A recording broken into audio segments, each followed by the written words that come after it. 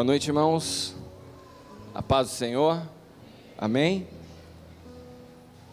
Hoje é um dia muito especial, bastante diferente para mim. Eu acho que todo pai, depois que tem uma experiência com Cristo, o maior anseio é conseguir conduzir seus filhos por esse caminho de vida. Então, ver hoje a Bruna e o Caio experimentando isso é até difícil de falar, mas eu creio que tem muito a ver com a palavra que o Senhor me deu no dia de hoje para ministrar.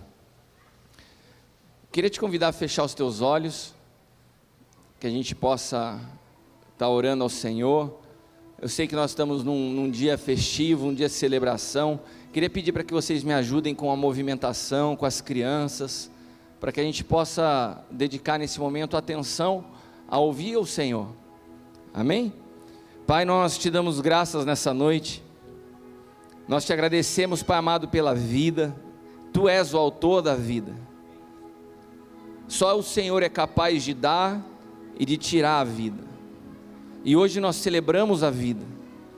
Celebramos a tua vida, celebramos a vida de cada um desses jovens, adolescentes, por aquilo que eles estão vivendo. Eu quero também te agradecer por essa casa.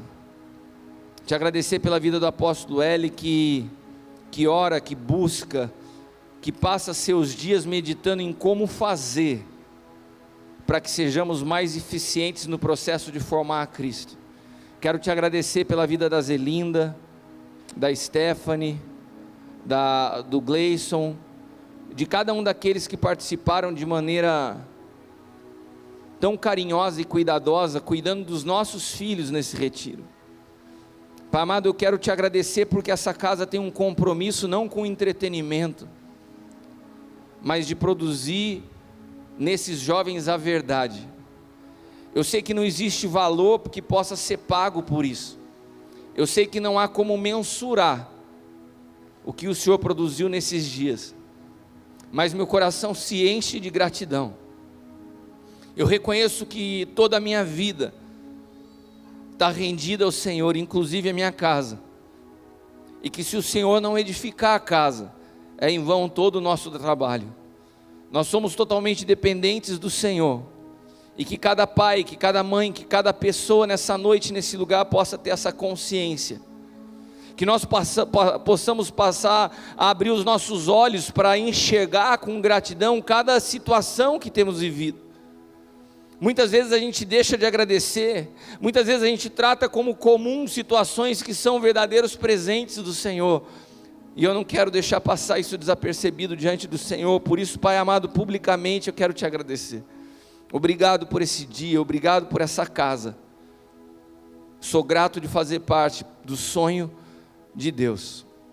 Colocamos nas tuas mãos essa noite a tua palavra, as pessoas que estão aqui presentes, aqueles que nos acompanham pela internet, mas que a tua palavra possa produzir o mesmo efeito naqueles que estão aqui e naqueles que estão longe, em nome de Jesus.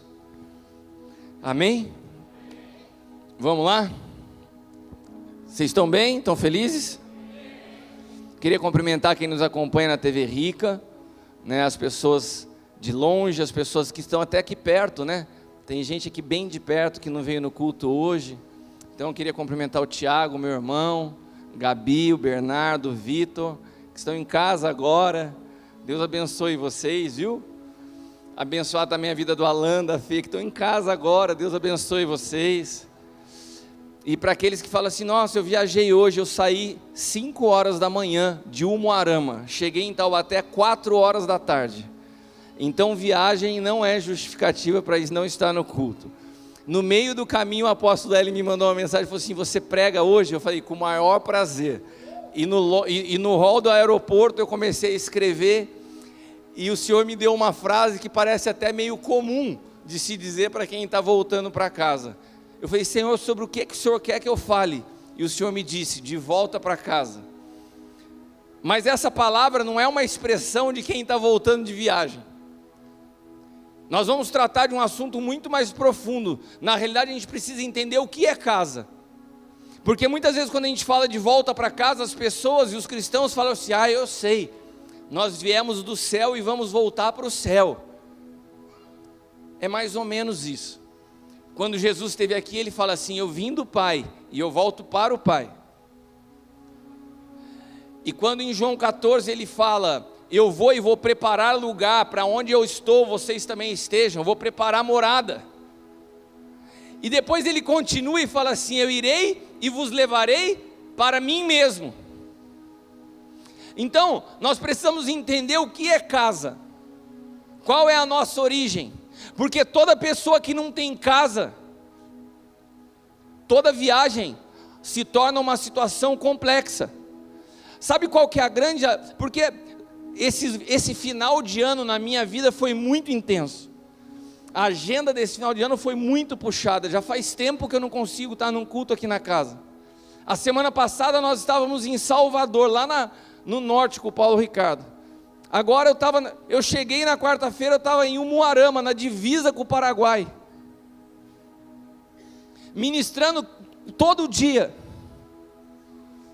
A saudade de casa, a vontade de estar com a esposa, com os filhos, mas a consciência da importância do que estava sendo feito, enviado por eles, com a bênção deles.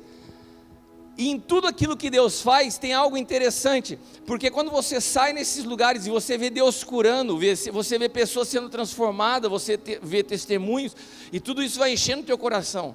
Você conhece gente nova, você conhece lugares, você vê pessoas que da noite para o dia começam a fazer parte da sua vida. Deus produz conexões que são incríveis, mas nada disso teria sentido se nós não tivéssemos para onde voltar. Então a força de uma viagem, ela é poderosa porque você sabe que ela vai durar um tempo e você vai voltar para casa. Agora imagina fazer tudo isso e falar assim: nossa, deixa eu já pensar para onde eu vou, que eu não tenho para onde voltar. Você imagina a sensação de ficar perambulando, porque você não tem para onde voltar. Eu não sei se você sabe, mas a nossa vida aqui na terra é uma viagem. É um espaço de tempo com início, meio e fim.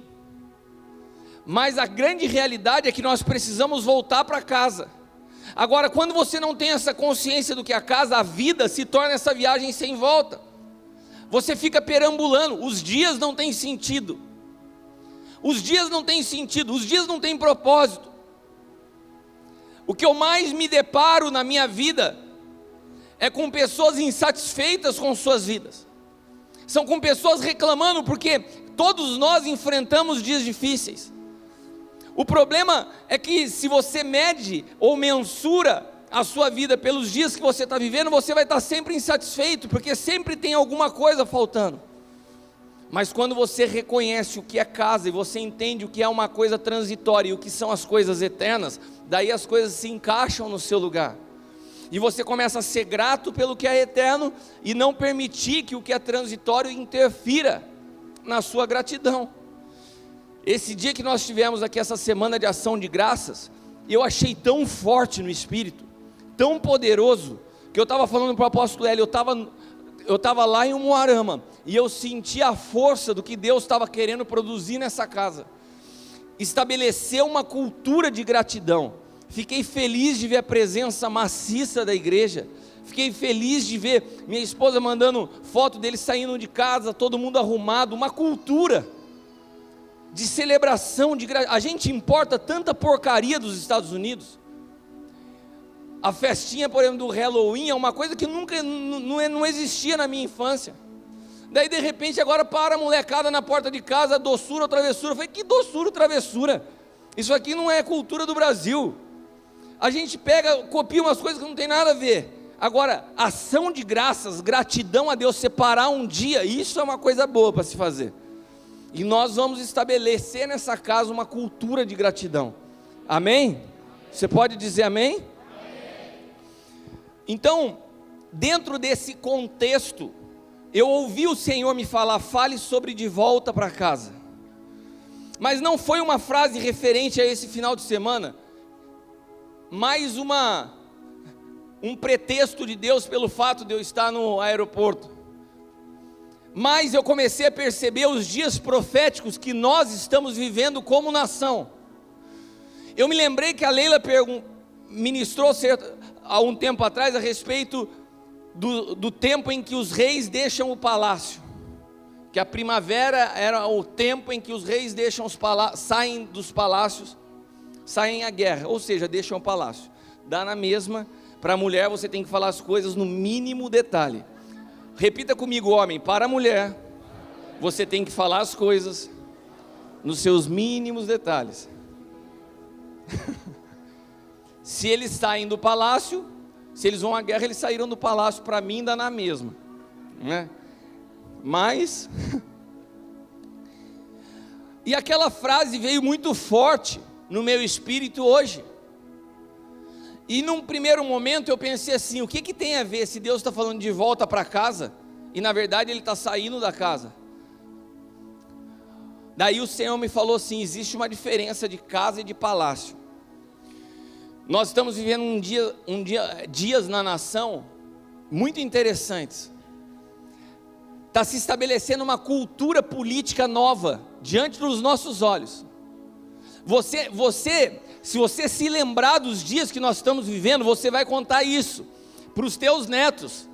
E você vai falar assim, eu me lembro quando essa cultura foi mudada. Houve um tempo em que político nesse país vivia como um rei. E você vai falar, mas mudou. Teve uma época da história e eu votei. E um juiz lá da cidade de Curitiba começou uma movimentação e o cara conseguiu romper uma cultura. Sabe o que está acontecendo hoje? Eles estão ficando envergonhados de estarem num estado quebrado, vivendo no luxo. Então o governador de Minas falou assim, eu não vou viver no palácio, eu vou viver na minha casa. Daí o governador de São Paulo, meio que na mesma vibe, falou assim, eu também não vou ficar no palácio, eu vou ficar na minha casa. Agora, a primeira dama da nação, a esposa do Bolsonaro, disse essa semana, eu quero um lugar bem simples, o mais simples que eu puder viver, eu não quero no palácio. Então o Senhor me falou, os reis dessa nação estão saindo do palácio, eles estão deixando os ambientes de luxo, para viver uma realidade da casa.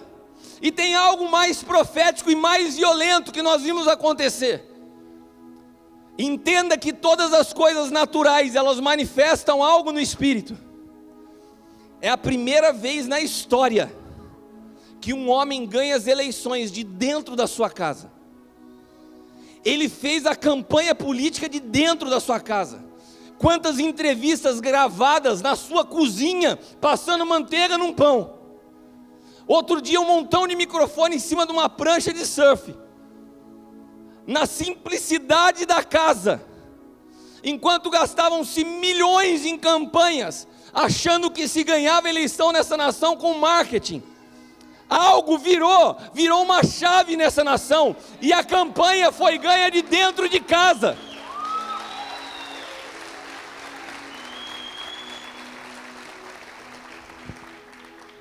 Eu não estou fazendo aqui nenhum tipo de apologia ao presidente eleito. Eu não estou falando nessa noite de política, eu estou falando de um aspecto profético. Respeito muito, inclusive, quem votou em outra pessoa sem ser nele. Não é disso que eu estou tratando, eu estou relatando um fato. A eleição foi ganha de dentro de casa. A força de um homem que defendeu princípios e valores de família. E de repente isso começou a se tornar meio que uma exigência. Quantas pessoas começaram a tentar surfar na mesma onda? Falando de família, por quê? Porque a nação passou a desejar ouvir isso. Sabe por que isso? Porque existe verdade em quem vive em família. Se você vai comprar qualquer produto no crediário, se você vai fazer um cadastro para cartão de crédito, se você for numa faculdade fazer um curso e for fazer a sua matrícula, sabe o que eles vão pedir para você? Seu nome, seu RG, seu CPF, nome do seu pai, nome da sua mãe, a sua renda, mas eles vão pedir para você preencher o seu endereço. Por que você precisa preencher endereço? Por que todo cadastro precisa de endereço? Porque quem tem casa transmite credibilidade. Alguém que fala, não, eu não tenho endereço, eu não resido em nenhum lugar fixo. Você sente segurança em alguém assim? A casa demonstra credibilidade, endereço demonstra segurança. Eu posso ser encontrado num lugar. Quando nós começamos a ver dos palácios um retorno às casas, eu consigo entender que é um sinal profético de Deus para essa nação. Nós precisamos retornar as nossas vidas, a nossa compreensão do Evangelho às casas. Líderes do Evangelho dessa nação precisam voltar dos púlpitos às casas. A autoridade do Evangelho está naquilo que você vive dentro de casa e não naquilo que você fala num púlpito. E nós vamos ver esse tempo, porque Deus está estabelecendo isso sobre a nação. O poder da casa, repita comigo, o poder da casa. O poder do ambiente familiar. Sabe por quê? Porque não existe plenitude de vida se ela não começar por dentro da sua casa. Não existe alegria na vida se ela não nasce de dentro da casa. De que vale eu sair pregando o Evangelho em todo mundo se meu filho e minha filha não são alcançados? Houveram dias em que lidar com um filho adolescente é um desafio. Os irmãos, os pastores, os amigos, eu sempre compartilhei meu coração.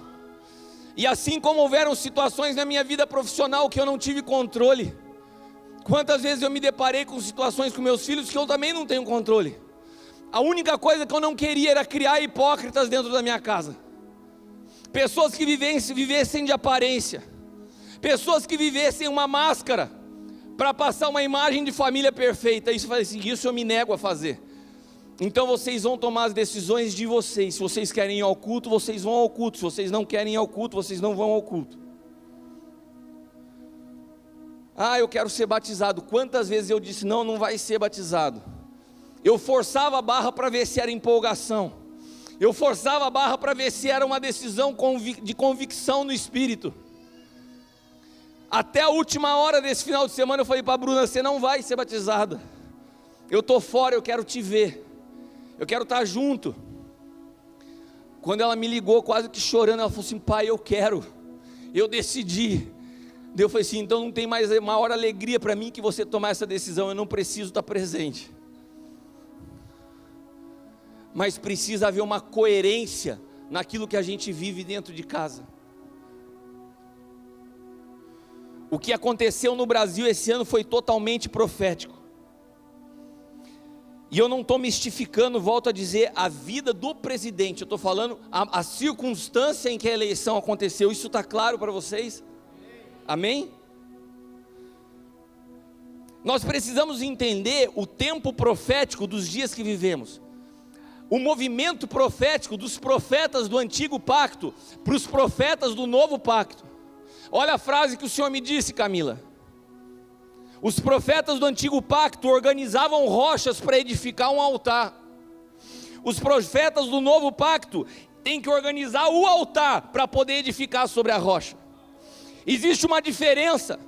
Eles edificavam um altar para o fogo, eles organizavam rochas para o fogo poder descer sobre o altar. No novo pacto nós não organizamos rochas, nós temos que alinhar o altar para que possamos edificar sobre a rocha. Existe uma diferença da movimentação profética do antigo pacto para o novo pacto. No novo pacto, o profeta tem que não só apontar o que vai vir, tem que manifestar o que já veio.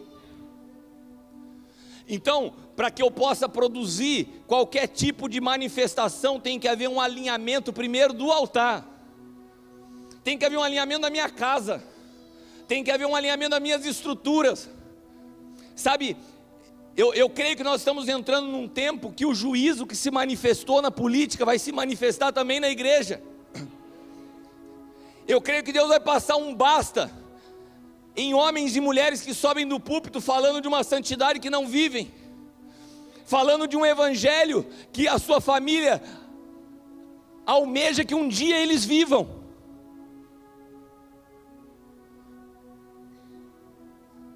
Eu queria te convidar a abrir a sua Bíblia em Ezequiel capítulo 43. Ezequiel 43, do 10 ao 12. E eu quero te falar uma coisa, você pai e mãe que está aqui, porque eu não quero trazer peso, nem juízo sobre ninguém. Eu fui muito claro em dizer que quantas vezes eu me senti inapto e impotente na formação de Cristo na vida dos meus filhos. Existem momentos que a gente tem que depositar a fé na confiança daquilo que nós vivemos. E tiveram dias onde o Senhor me falou de forma clara: se eu não edificar, é em vão o teu trabalho. Aprenda a confiar o cuidado dos teus filhos a mim. A única coisa que está nas nossas mãos é produzir em casa um ambiente de verdade. Eu vou repetir isso para você. A única coisa que está no nosso alcance é produzir um ambiente de verdade, porque a decisão é dos nossos filhos. A decisão é deles, e nós devemos amá-los, respeitá-los e esperar o tempo de Deus na vida deles, para que nós não nos tornemos legalistas como pais, não por preocupação com os filhos, porque a maioria das vezes é uma vergonha que nós temos de os nossos filhos não nos acompanharem. Então tem muito pai que na verdade não está preocupado com o filho, está preocupado com a sua imagem.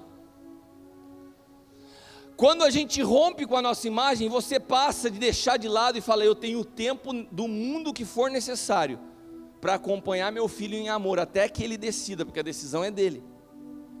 Quantos estão entendendo? Ezequiel capítulo 43, Ezequiel é um texto profético.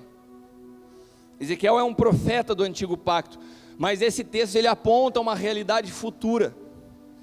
Ele fala assim: tu, pois, ó filho do homem, mostra a casa de Israel. E eu gosto quando o profeta chama Israel de casa. Você percebe que Deus, em toda palavra, ele sempre usa muito a expressão da casa. Ele usa muito mais casa de Israel do que nação de Israel, porque para Deus o ambiente familiar, o ambiente da casa, existe um poder nisso. Olha aqui para mim, repita comigo: existe poder no ambiente de casa. Nós precisamos ter consciência disso, nós precisamos ser intencionais nisso.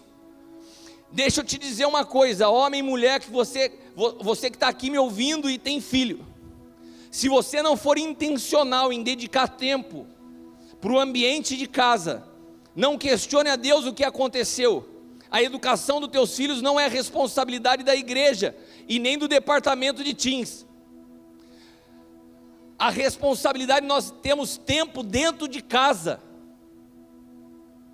Existem pesquisas, esses dias a Leila estava compartilhando comigo, o que produz na vida de um jovem, de um adolescente que passa tempo almoçando com os pais dentro de casa.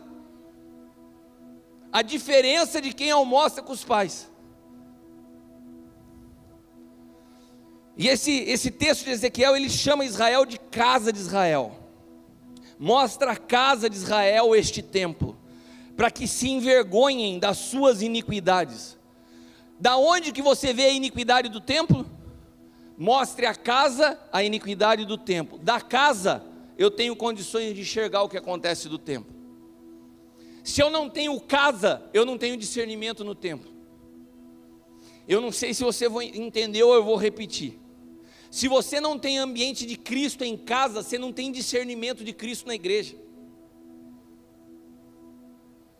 É a casa que manifesta a verdade de quem você é no Evangelho. Então ele de casa, ele fala, mostra o templo para que se envergonhem das suas iniquidades e meça o modelo. Repita comigo: existe um modelo. Envergonhando-se eles de tudo quanto praticaram, faze-lhes saber a planta da casa. Existe um modelo para a sua casa, existe um modelo, existe um projeto para a minha casa. O seu arranjo, suas saídas, suas entradas. Isso aqui está falando de como a gente se movimenta, como eu entro e como eu saio de um ambiente familiar.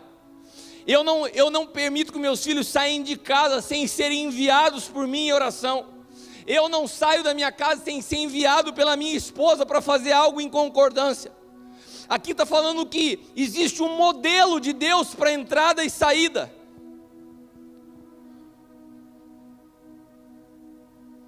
Todas as suas formas, todos os seus estatutos, todos os seus dispositivos e todas as suas leis. Escreve isso na sua presença, para que observem todas as suas instituições, todos os seus estatutos e os cumpram. Esta é a lei do templo. Sobre o cimo do monte, todo o seu limite ao redor será santíssimo. Eis que está aí a lei do templo. E quando nós lemos, a versão que você está lendo está templo também. Essa palavra templo, no original, não é templo. A palavra templo é baiti, que significa casa, moradia ou habitação. Então todo esse texto que nós estamos lendo, falando de medidas do templo, o Senhor está falando de casa.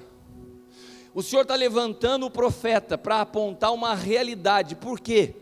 Porque tudo que diz respeito a templo no antigo pacto, não perca atenção no que eu estou falando, tudo que se refere a templo ou casa no antigo pacto, está apontando uma realidade futura que aponta, primeiro, para a minha vida como habitação, e segundo, para a minha família, como um ambiente mais amplo daquilo que a minha realidade de habitação demonstra.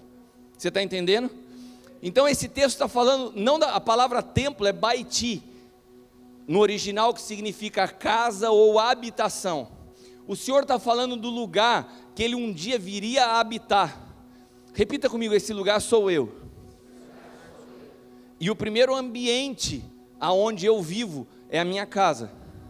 Repita isso, o primeiro ambiente onde eu manifesto quem eu sou é a minha casa. Então o Senhor está explicando uma realidade futura do que é a igreja.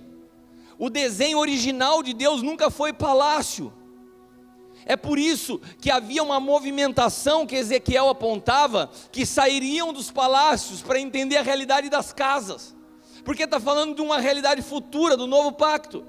Agora Ezequiel está profetizando um tempo que está alinhado com um tempo profético que nós estamos vivendo como nação.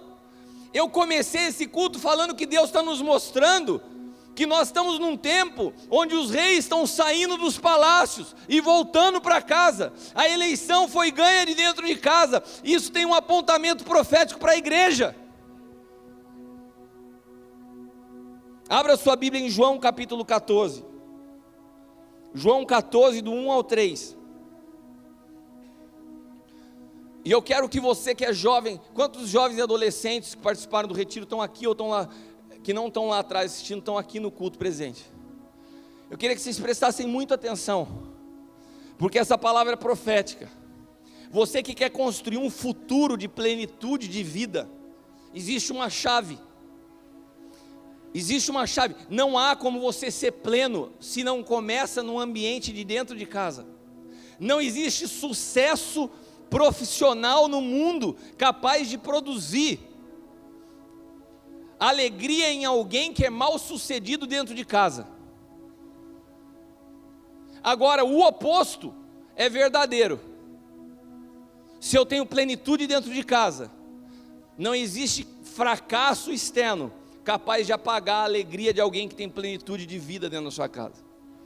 Como que você sabe isso? Eu sou a prova viva disso. Então não dá para questionar. Quando eu experimentei na minha vida tudo dando errado por fora, o que manteve plenitude de vida dentro de mim foi um ambiente de casa cheio da presença do Senhor. João 14, versículos do 1 ao 3, fala exatamente aquilo que eu disse para vocês. Não se turbe o vosso coração, crede em Deus, crede também em mim. Na casa do meu pai há muitas moradas, ou habitações, ou casas. Se assim não for, eu vos teria dito, pois eu vou preparar a vocês um lugar. E daí, quando a gente começa a ler esse texto, todo mundo começa a viajar e fala: que legal, cara, Jesus está falando da casinha que eu vou morar no céu. Jesus está falando de uma casinha onde Ele está construindo, lá numa rua para mim, lá no céu. Eu vou preparar lugar, mas Ele continua no texto. E quando eu for e vos preparar lugar, eu voltarei e vos levarei para mim mesmo. A nossa habitação é em Cristo. Sabe por que a gente não gosta de ouvir essas coisas? Porque a gente fantasia coisas que são espirituais. Se Cristo não for suficiente na nossa vida, nada mais será. Mas quando a gente fala assim, olha, o lugar que você vai morar é em Cristo, você fala, eu tinha certeza que era uma mansão. Então você prefere uma mansão do que Cristo, porque a gente foi treinado com uma mentalidade assim. Não existe melhor lugar para habitar do que na pessoa de Cristo, você morar nele. A palavra de Deus diz assim, que Ele está sentado acima de principados e potestades nas regiões celestiais, e nós estamos assentados com Ele. Sabe por quê? Porque quando você nasceu de novo, você passou a habitar nele. Não é que você está sentado no colinho de Jesus lá no céu. Em espírito, o espírito dele se mesclou no nosso, e aonde ele está, você está junto. Essa é a sua realidade do espírito. Diga amém.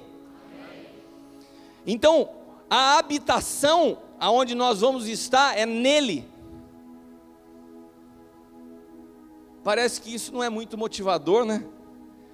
Eu estou falando que você vai habitar em Cristo, que você habita em Cristo, e a sensação que eu tenho é de uma cara de frustração. Fala assim, cara, eu preferia a minha mansão. Putz, eu já estava pensando na planta da minha casa lá no céu, você quebrou meu conceito. Eu estou te falando de uma realidade superior a que você estava pensando. Eu estou te falando de algo melhor do que você estava pensando. Porque quando a gente pensa na casa, daí vem outro questionamento. E como será que a gente vai ficar vendo? Quem que vai ver mais Jesus de perto? Como que eu vou cruzar com Ele lá no céu? Daí eu falo, não, você vai estar nele o tempo inteiro, mas você ainda prefere a sua casa. Porque a gente tenta entender assuntos espirituais com uma mente natural. Agora, deixa eu te explicar uma coisa. Desliga um pouquinho a chavinha do lugar que é morar em Cristo, se nós não conseguimos compreender isso na sua plenitude. Eu queria te falar uma coisa, sabe o que acontece com quem não tem casa? Uma pessoa que não tem casa, ela não se sente bem em lugar nenhum. Nenhum lugar é seu lugar de habitação. A pessoa que não tem morada, ela se sente desconfortável em qualquer lugar. Ela não tem paz. Se ela não tem paz, ela não tem como manifestar a paz. Ela não tem como manifestar a verdade. O que eu quero dizer para vocês? O fato de estarmos em Cristo, o fato de entendermos o que é Cristo como nossa habitação, porque é uma realidade simétrica. Ao mesmo tempo que Ele é nossa habitação, nós nos tornamos a habitação dEle. Eu habito nele e Ele habita em mim. É confuso? Eu habito nele e Ele habita em mim, nós somos um. O meu lugar de descanso é Ele. O meu endereço no mundo espiritual se chama Cristo. Aonde eu sou encontrado no mundo espiritual, quando anjos e demônios falam assim, cara, cadê o apóstolo Cristiano? E está em Cristo. Olha para quem está do teu lado e fala assim, quando te procuram, não te acham. Sabe por quê? Porque você está escondido em Cristo. A palavra me diz isso.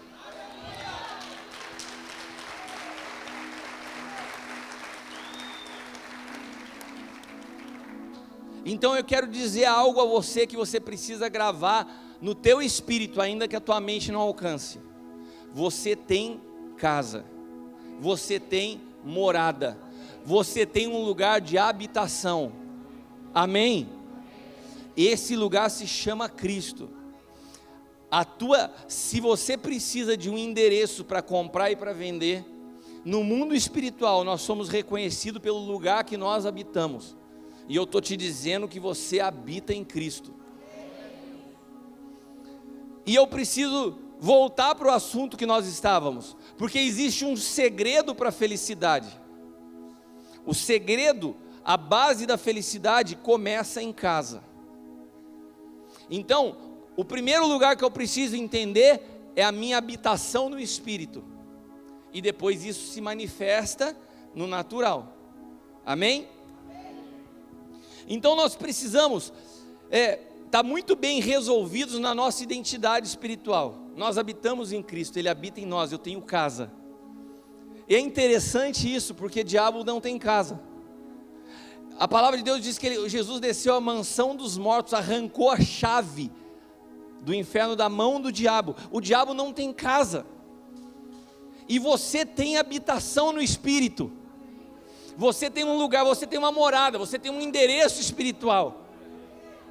Essa identidade é a base de tudo o que vai acontecer agora. Por quê? Se eu tenho identidade no Espírito, se primeiramente na primeira área de governo que Deus me dá, que é a minha vida, eu tenho governo, eu sou controlado por dentro pelo Espírito, então a segunda área de influência, aonde isso tem que se manifestar, é na minha casa, é na minha família. E quando eu falo minha família, minha esposa e meus filhos. O lugar daqueles que convivem comigo é o primeiro ambiente aonde eu manifesto essa realidade interior. Por quê? Porque o governo de Cristo é de dentro para fora. O novo pacto mudou uma realidade que acontecia no antigo. Tudo acontecia de fora para dentro, agora é tudo de dentro para fora. Se no antigo pacto as pessoas eram consideradas abençoadas pelo que possuíam, no novo pacto a bênção está no fato do quanto de Cristo eu porto. Então é tudo de dentro para fora. Nós só podemos declarar, fulano de tal é abençoado, se nós temos discernimento no Espírito para enxergar o quanto de Cristo ele carrega. Porque no novo pacto nenhuma realidade externa pode mostrar a bênção na vida de alguém. E o primeiro cara onde Jesus confronta isso foi o jovem rico. Eu já falei sobre isso aqui. Jesus não estava falando do dinheiro daquele cara. Falou, beleza, você cumpre todos os mandamentos, mas agora para de viver da aparência de bênção. Vende tudo isso aí para que as pessoas te conheçam não por uma reputação externa, mas por quem você é. Daí ele falou, daí eu não quero. Foram anos construindo essa reputação.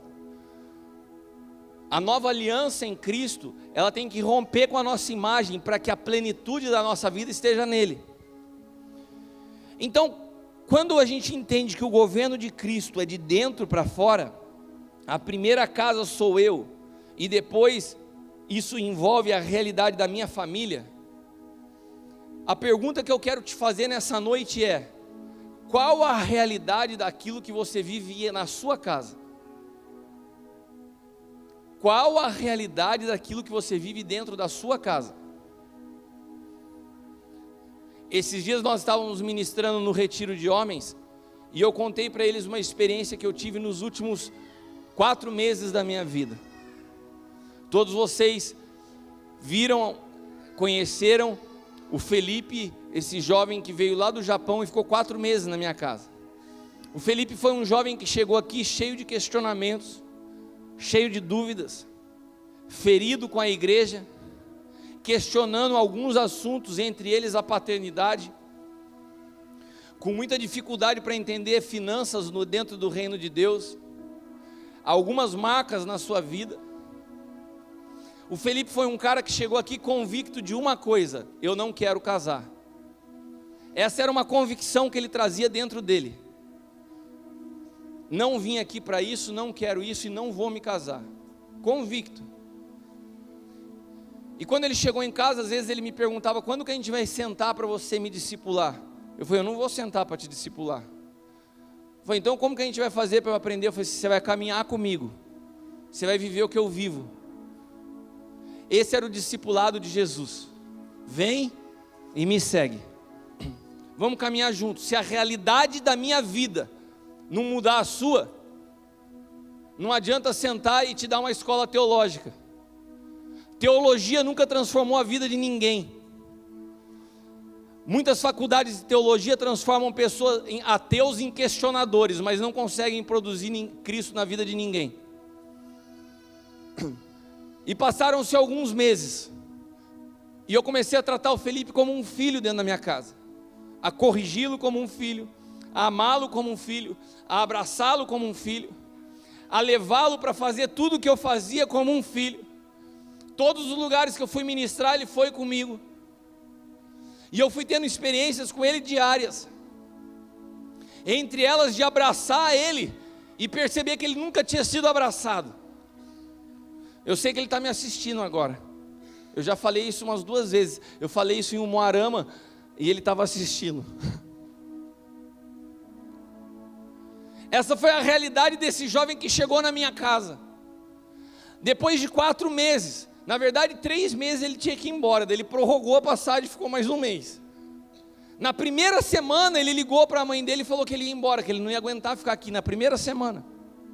Depois, quando venceu a passagem, ele pediu prorrogação, ficou mais. E no dia que ele foi embora chorando. O Felipe foi embora, me chamando de pai, para quem questionava a paternidade. O Felipe foi embora, investindo na família dele financeiramente, para quem tinha problema com finanças. O Felipe foi embora apaixonado pelo sonho de Deus, para quem tinha horror de igreja. E o Felipe foi embora fazendo corte com a Tamires, para quem falou que nunca ia casar.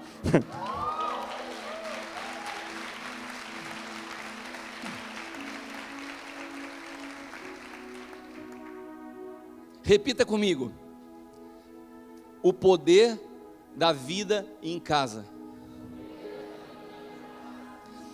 E eu queria te fazer uma pergunta. Eu sei que todos os dias tem chegado pessoas novas a essa casa. E eu creio que nós vamos viver em 2019 um tempo diferente. Porque os jovens dessa casa, cheios do Espírito Santo como estão, vão atrair outros jovens a esse lugar. Não são jovens oprimidos a fazer corte. Ai, tem que fazer. Não, eles tomaram uma decisão. Então, quando isso é fruto de uma convicção, isso atrai a outros. Então nós vamos ver mais gente chegando a essa casa e buscando o que esses jovens estão vivendo lá no sonho. Esse nível hard de santidade. Tem gente que está procurando isso e não sabe aonde encontrar. Mas daí eu te pergunto, vamos fazer uma hipótese. Você tem sua casa, sua família, e o apóstolo L cria uma ideia revolucionária. Olha, a gente vai discipular os jovens de uma forma diferente. Acabou o discipulado 1 a 1, Adriana. Não tem mais ficha, não tem mais nada. Sabe o que a gente vai fazer? A gente vai mandar os jovens para viver na casa dos irmãos aqui da igreja. A minha pergunta para você é o seguinte: se um jovem desse, que chegou hoje, começa a conviver com você dentro da sua casa, depois de 4 meses ele está transformado, ou ele saiu da igreja revoltado, escandalizado com o que você vive?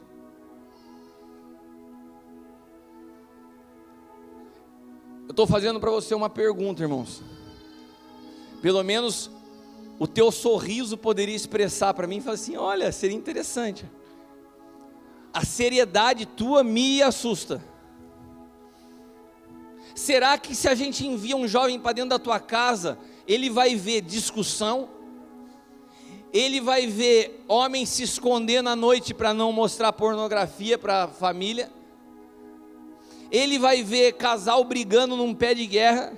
Ele vai ver gente saindo de dentro da igreja e entrando dentro do carro e começando a fofocar, falando mal dos outros irmãos? Qual o convívio, qual a experiência de evangelho ele vai ter convivendo com você dentro de casa? Porque conviver com a gente dentro da igreja é fácil. Na igreja a gente fecha o olho, na igreja a gente se arrepia, na igreja a gente ora em língua, na igreja a gente se joga, a gente levanta a mão, na igreja a gente é crente. E dentro de casa? O evangelho que transforma o mundo é o evangelho que você vive dentro de casa. Não é o evangelho seu dentro da igreja. Sabe o que o Senhor me falava? Volta para casa. Volta a mensagem para casa. Eu estou terminando falando o que eu comecei. Volta para casa. Eu quero te levar nessa noite a voltar os teus olhos para casa. O que você vive dentro de casa? Qual a realidade da tua casa?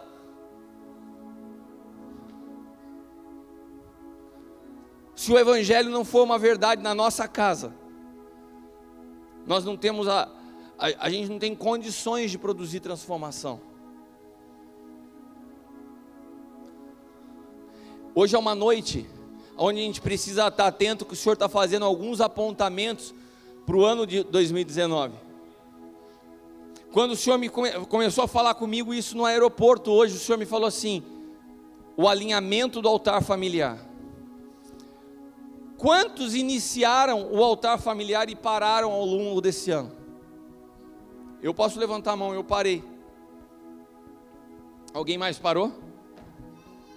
Engraçado que eu perguntei e ninguém levantou a mão. Daí quando eu me exponho, você levanta, né? Vocês são demais. Eu parei o altar familiar. E a primeira pessoa que Deus chamou a atenção fui eu. Por quê? Porque a eficácia, o poder que existe em levantar um altar dentro da sua casa é poderoso. Nós precisamos transformar o altar familiar numa cultura dentro de casa, de pais e filhos sentados à mesa, tomando ceia, ministrando a palavra, orando juntos. Nós temos que restaurar isso no ano que se inicia.